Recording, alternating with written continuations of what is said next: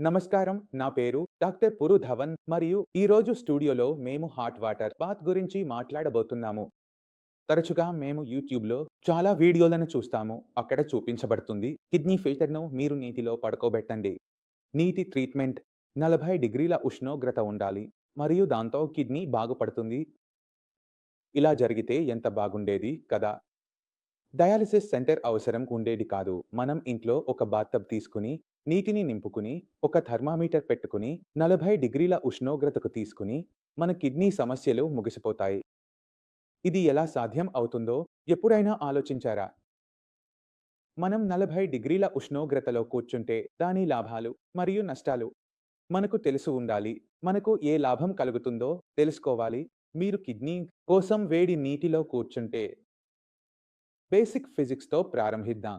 శరీరంలో ఏ మార్పులు జరుగుతాయో శరీరాన్ని మేము ఒక అధిక ఉష్ణోగ్రత వద్ద ఉంచినప్పుడు మీరు కూడా గమనించారు. శరీరంలో వేడి ఉత్పత్తి అవుతుంది లేదా వేడి ప్రాంతాలకు వెళితే శరీరం నుండి చాలా ఎక్కువగా చెమట వస్తుంది. కాబట్టి నేను 40 డిగ్రీల ఉష్ణోగ్రతలో కూర్చుంటే నా శరీరం నుండి నీరు బయటకు వస్తుంది. చెమట వస్తుంది. ఇప్పుడు మనందరికీ తెలుసు శరీరం నుండి మలినాలను కొన్ని మార్గాల ద్వారా తీసివేయవచ్చు. మూత్రం ద్వారా, మలద్వారం ద్వారా, శ్వాస ద్వారా మరియు చెమట ద్వారా. కాబట్టి కిడ్నీ చెడిపోతున్నప్పుడు, కిడ్నీ తక్కువగా పనిచేస్తున్నప్పుడు శరీరంలో మలినాలు చేరుతున్నాయి. అటువంటి రోగికి మేము ఎక్కువగా చెమటను తీసివేస్తే దాని ప్రయోజనం ఏమిటి? అత్యంత పెద్ద ప్రయోజనం ఏమిటంటే శరీరం నుండి ఉప్పును తీసివేయడం ప్రారంభమవుతుంది. ఎందుకంటే మన మూత్రం కూడా ఉప్పుగా ఉంటుంది మరియు మన చెమట కూడా ఉప్పుగా ఉంటుంది. కాబట్టి మనం వేడి నీటిలో కూర్చుంటే చెమటను బయటకు తీస్తే శరీరం నుండి ఉప్పు బయటకు వస్తుంది. దాని కారణంగా మనం ఒక మార్పును చూస్తాము. అంటే రక్తపోటు మీద మంచి నియంత్రణ ప్రారంభమవుతుంది.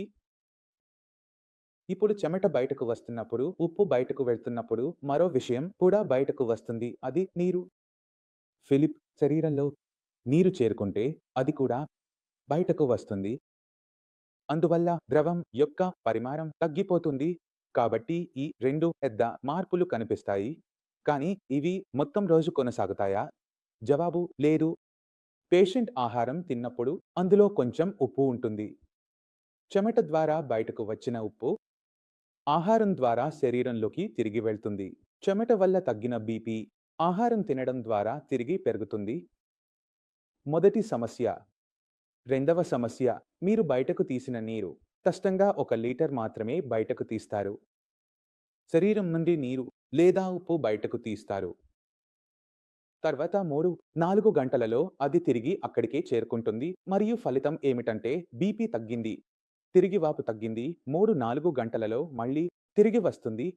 పేషెంట్ ఆందోళన చెందుతాడు. ఇది నాతో ఏమి జరుగుతోంది? నేను బయటకు తీస్తాను. తిరిగి నా శరీరంలో నింపబడుతుంది. మొదటి సమస్య. రెండవ సమస్య. ఇందులో మనకు ఏమి ప్రారంభమవుతుందంటే మన శరీరం బలహీనంగా మారడం ప్రారంభిస్తుంది. ఎందుకంటే మన శరీర ఉష్ణోగ్రత పెరిగినప్పుడు పేషెంట్ యొక్క ఆకలి తగ్గడం ప్రారంభిస్తుంది. ఆకలి తక్కువగా ఉంటుంది. ఎందుకంటే మొత్తం శరీరం అంతా వేడిగా 40 డిగ్రీల వద్ద ఉంటే ఆ సమయంలో మీరు భోజనం చేయరు. ఆ తర్వాత కూడా మీకు శరీరంలో ఎప్పుడూ ఇలా అనిపిస్తూనే ఉంటుంది. నా కడుపు నిండినట్లుగా ఉంది లేదా ఆ సమావేశం వంటి భావన రావడం ప్రారంభమవుతుంది. వేడి కారణంగా. ఇప్పుడు సమస్య ఏమిటంటే పేషెంట్ భోజనం చేయడం కూడా తగ్గించాడు.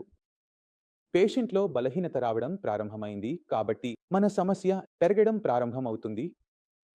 రెండవది, మీకు ఇది అర్థం చేసుకోవాల్సిన అవసరం ఉంది. మీ చర్మం, మీ నైపుణ్యం దీని లోపల ఏమీ వెళ్ళలేరు. దీని నుండి అన్నీ బయటకు రావచ్చు.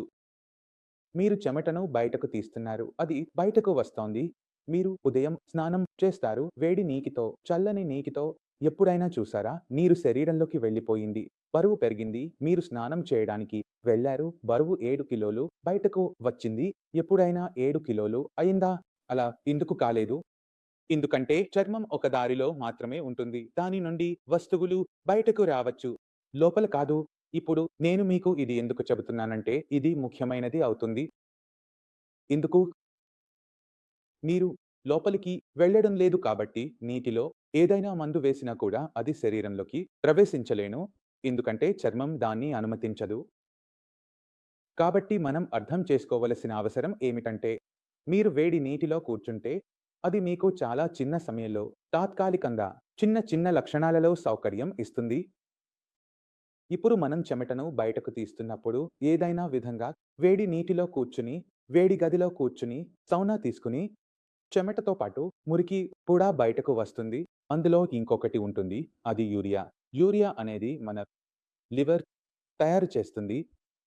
మనం ఏదైనా ఆహారం తినినప్పుడు ఆహారం లివర్ దగ్గరికి వెళ్తుంది. ఆహారం చిన్న చిన్న భాగాలుగా విభజించబడినప్పుడు అందులో కొంచెం కొంచెం యూరియా విడుదలవుతూ ఉంటుంది. ఇప్పుడు చెమట యొక్క మంచి విశేషం ఇంకొకటి ఏమిటంటే మన చెమటలో మన మూత్రంతో పోలిస్తే 50 రెట్లు ఎక్కువ యూరియా బయటకు వస్తుంది. అంటే నేను 10 ఎంఎల్ మూత్రం తీసుకుంటే మరియు 10 ఎంఎల్ చెమట తీసుకుంటే దాన్ని ల్యాబ్‌లో ఇస్తే మనం పరీక్షిస్తే చూస్తాం. ఇందులో 50 రెట్లు ఎక్కువ యూరియా విడుదలవుతుందని ఉంటుంది. కానీ గ్రేట్‌మెన్ 0 గ్రేటింగ్ ఎప్పుడూ డౌన్ కాదు.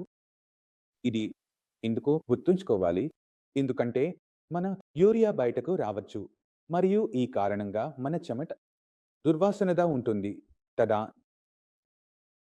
మూత్రంలో యూరియా కూడా బయటకు వస్తుంది మరియు క్రియాటినిన్ కూడా బయటకు వస్తుంది.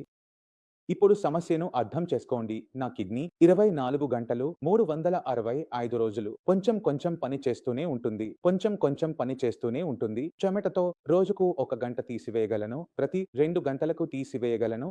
మరియు మిగతా 22 గంటలు ఏమీ జరగడం లేదు కూడా. కానీ నా కిడ్నీ తక్కువ పని చేస్తోంది. తాబేలు లాగా. కానీ అది 24 గంటలు పని చేస్తోంది. చెమటతో నేను తీసివేస్తే 1 గంట కష్టంగా తీసివేయగలను. అయితే నేను రోజు చివరలో మాట్లాడితే ఎవరు ఎక్కువ యూరియా శరీరం నుండి బయటకు తీసివేశారో సమాధానం ఏమవుతుంది? తాబేలు గెలుస్తుందా లేదా కుందేలు? తాబేలు గెలుస్తుందా? ఎందుకంటే అది నెమ్మదిగా నడిచింది. కానీ అది దీర్ఘకాలిక ఆట ఆడింది. చెమటలో మనం బయటకు వచ్చినప్పుడు యూరియా ఎక్కువగా తీసివేశాం కానీ తక్కువ సమయం తీసివేశాం. అయితే మనం దృష్టి పెట్టాల్సింది ఏమిటంటే మనం చెమటను బయటకు తీయడానికి వెతుకుతున్న పద్ధతులు చాలా తాత్కాలికం. చాలా ఎక్కువ తాత్కాలికం. మీ లక్షణాల్లో సౌకర్యం వస్తుంది. కానీ అది శాశ్వతం కాదు. మీ కిడ్నీ చెడిపోతూనే ఉంటుంది. ఎందుకు? ఎందుకంటే ఈ చక్రంలో మీరు మీ బీపీని నియంత్రించలేదు. మీ షుగర్‌ను నియంత్రించలేదు. మీరు చెమటను బయటకు తీయడం జరిగింది. ఆ తర్వాత బీపీని చెక్ చేశారు. అది మెరుగ్గా ఉందా? మీ బీపీ 24 గంటలు సరిగ్గా ఉంటుందా?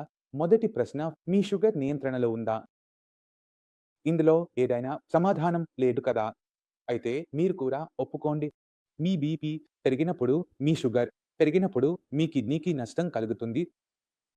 మీరు బీపీ, షుగర్‌ను నియంత్రించాలి. శరీరంలో శక్తిని ఉంచుకుంటూ, మీ శరీరం బలహీనంగా మారుతుంటే తక్కువగా తింటున్నారో, శక్తి లేని ఆహారం తీసుకుంటున్నారో, శరీరంలో బలహీనత వస్తుంటే మీరు ఆలోచించండి. మీ శరీరం బలహీనంగా మారుతుంటే మీ కిడ్నీ కూడా బలహీనంగా మారుతుంది. క్రియాటినిన్ మీది 2 పాయింట్లు కిందకు వెళ్ళినా అక్కడ నిలబడలేరు. ఎందుకంటే కిడ్నీ సరిగా లేదు. కిడ్నీ సరిగా అయ్యే వరకు మీ క్రియాటినిన్ స్థాయి నిలబడదు. కిందకు వెళ్తుంది. తర్వాత అది తిరిగి వస్తుంది. మరియు దానికి ఎక్కువ సమయం పట్టదు. నెల రోజులు చూస్తే 15 రోజుల్లో స్థాయి తగ్గిందని చూస్తారు. తరువాతి 15 రోజులకు తర్వాత మీరు స్థాయిని చెక్ చేస్తారు. అధికంగా కనిపిస్తాయి.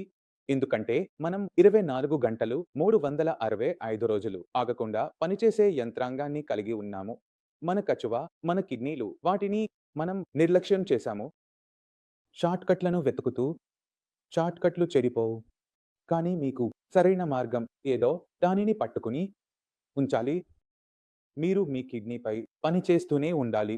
కిడ్నీకి హాని కలిగించే దానిని నియంత్రణలో ఉంచాలి. దాంతో మీ కిడ్నీ మీతో పాటు ఉంటుంది.